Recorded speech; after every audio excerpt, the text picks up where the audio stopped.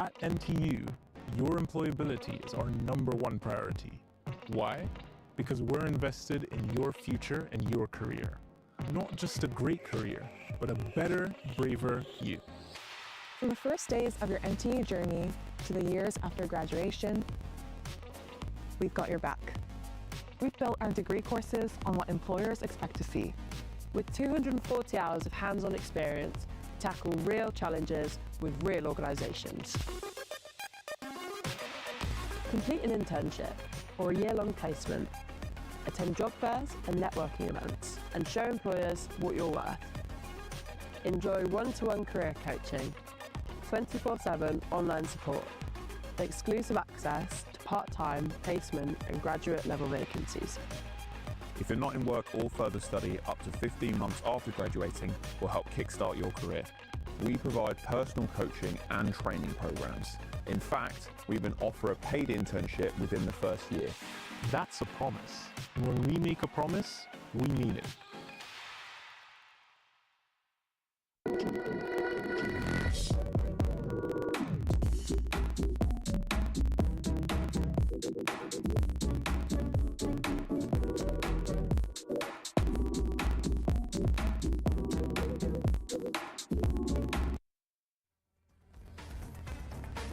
To the NSC Spring Student Championship Finals. Everyone is buzzing in the crowd, but guys, come on, you can do better than that. It's the grand finals. Make some noise. Oh yeah, it's getting good. We're all excited here, but we know we got some ground rules to lay out. So we are here in the Confetti X Arena. It is gorgeous, isn't it? Yeah, I wish I could stay here all day, but we do have our first game coming up. We have our VALORANT Grand Finals. Who's excited for some VALORANT?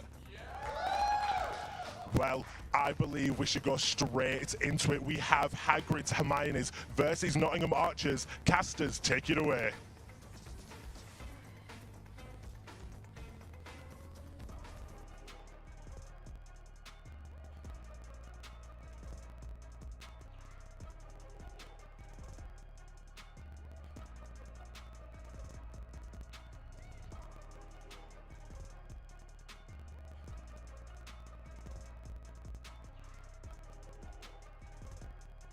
They have indeed.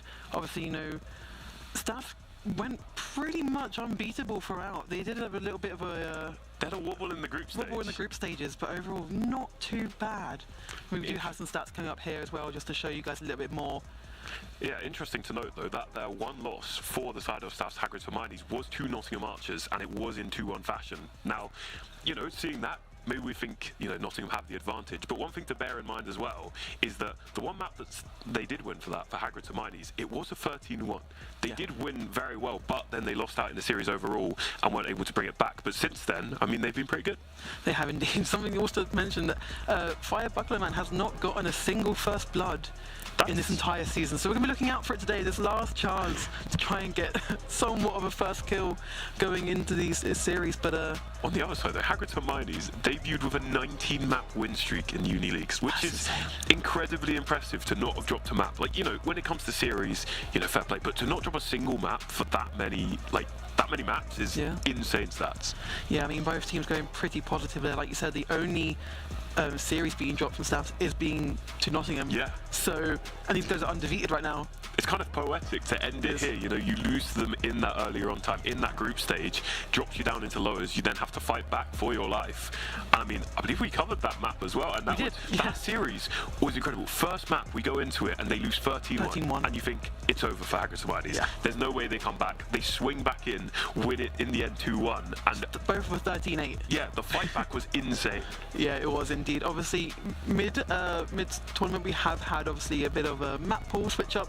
Yes. So it has been a little bit hard for these teams to kind of prep going into this match. Yeah, you know, a bit of a switch up now again. But okay, I just like to preface this because we were asked for our talent predictions, and we are all from Staff, so we couldn't We couldn't. We can't not back, our own uni. We also are getting the bus back with them. Yeah, it would be a bit awkward on the way back if we didn't predict them. But no, I also think it's one of those where it could go either way. I think a lot of it will hinge on that first map. Who comes out swinging? In a new environment, you're playing on LAN finally. You've been playing online for all of these weeks. How different are you when you get to that LAN setting? But what's really funny is that I think both these teams are very vocal. I think we're seeing a lot of little, to and from these teams, a bit of shade, hopefully. Yeah. But all in. All in good fun. Yeah, exactly. But obviously, Staffs, it's like we spent a lot of time, watching these teams. We've cast a lot of their games.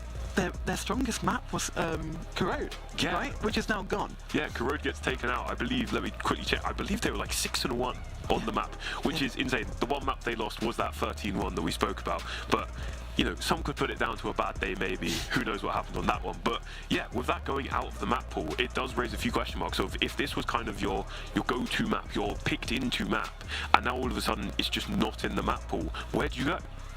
Yeah, definitely. But I mean, something that's also really interesting is that Lotus is back. So then you kind of have that bit of a, it kind of was for a long time that very default standard map that everyone loved to play. So I don't think anyone's going to have any issues with that. Yeah, it'll be interesting to see what they do pick into for these map vetoes, as we see those now, as Hagrid Hermione's picking into that Lotus. That'll be interesting to see. I mean, one that I think we've seen them a bit in the past, but in previous seasons, but that has rotated back into map pool, so it's been a little bit of a while. Nottingham Archers picking into that Haven. I mean, a map which both teams are happy with. I mean, Hagrid Hermione's with a 4-2 record on it, whereas for Nottingham, they're 4-0. They are unbeaten. They are indeed. These maps are your standard 3 go-to maps, right? Yeah. Especially since we haven't been seeing Ascent for a long time now. Haven and Bind have both been the kind of steady going for the last map pool, and with Lotus coming back, this is perfect. But the thing is, when you're picking these maps, you've got to understand that both teams must have a very good understanding of these maps. And no matter if you're picking it out of favour, you know that the other team are going to also have a very good chance on that map. Yeah, 100%. I mean, both these teams will have been screwing. They've had a couple of weeks since that last game, knowing they're going to be facing off against each other. They'll be doing all the VOD prep, they'll be looking at each other's games, see what maps they usually pick into. So there'll be a little bit of that. But I mean, for some teams, it's just, we're confident on this map. We don't really care if the other team is. Yeah, definitely.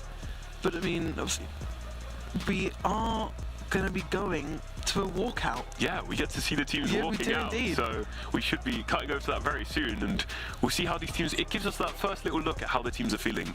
Yeah, definitely. I do believe we are going to have the Nottingham Archers coming out first as well, which is going to be nice to see, having these students, although they're all uni students, right? So they're all friends at the end of the day, and that's what NSC is so great about, having that kind of that bond and being able to share it within such a strong, sense of community. Yeah. I mean, they both are just looking forward to this game, but yeah, without further ado, we'll throw over to those walkouts. It's going to be Nottingham Archers, I believe, going out first. And yeah, we'll see how they're feeling going into this one. We will indeed. Yeah, we want to see the teams, we want to see how they're doing, but our predictions did seem a little bit skewed, but hey, it's all in the game. So I want to introduce our first team of the day, the Nottingham Archers.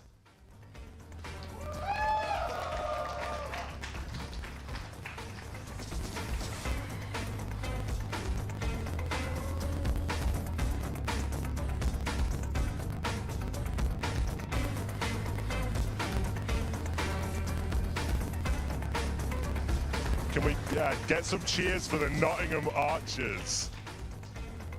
Lovely, but hey, it wouldn't be a grand finals without some competition. And this team is quite dear to my heart. From the University of Staffordshire, it is the Hagrid Hermiones.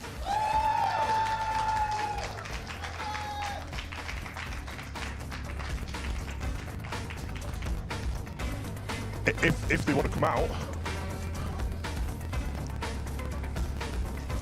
Maybe it's their namesake, doing a little magic trick.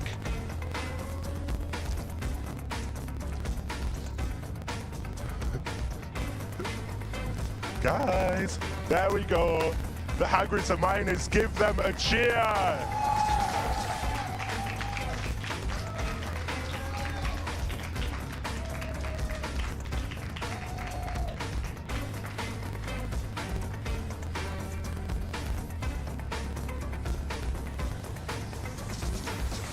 Lovely stuff. We have our competitors. It's going to be good. But hey, we need a little bit of camaraderie before we get into the fights. So we're going to do a quick fist bump with the captains, as I've been told. Come on, captains, do a quick fist bump in the middle. Come on, we want some niceness here before, because I know these guys, they like to have a bit of banter, and hey, that's what we're here for. But we are ready to get into our first Grand Finals, so make some noise for our VALORANT Grand Finals. Casters, take it away, please. Exactly that. We are ready for that first map. It's going to be the first look at these teams in a couple of weeks, in with this new map pool as well. We'll see how they go into this one, see who's done the prep work, who is ready for this game, and who comes out shooting first. I mean, we're going swinging straight into Lotus, right? And like I was saying, it was a very strong map. One of those maps where, you know, everyone kind of knows what they're doing, but there's been a lot of changes since then. Like, you know, yeah. The massive rework with all the initiators has happened since then, right? You have this whole new game style that kind of Riot Games have really tried to kind of focus towards, you know, kind of slowing the pace down a bit, and that's not what Lotus is about. You know, you see those A pushes come back and forth quite a lot. It's going to be very heavy, but having these changes come through, how do you kind of see this map going? Yeah, I think it's one of those where I kind of like to see what the team's ideas are on that attack side. I mean, it's one of those maps you have the options, you know, you've got the free sites. Where do you choose to go? Where do you lean early? Yeah. And are you showing presence on those sites you're not going to? Like, I think that's one of the biggest things I see from good teams is showing presence everywhere on the map, even if you don't commit. Because otherwise, it's kind of a bit too obvious, especially on a map like Lotus. If they clear fast A, they know you're not there if you've got no pressure. Yeah, definitely. And the thing with like Lotus is you tend to see a lot of, you know, double smoke. You see that Viper kind of putting that wall down consistently on A, and like you say, it's having that presence at all times everywhere. You need to make sure that you're kind of keeping the defense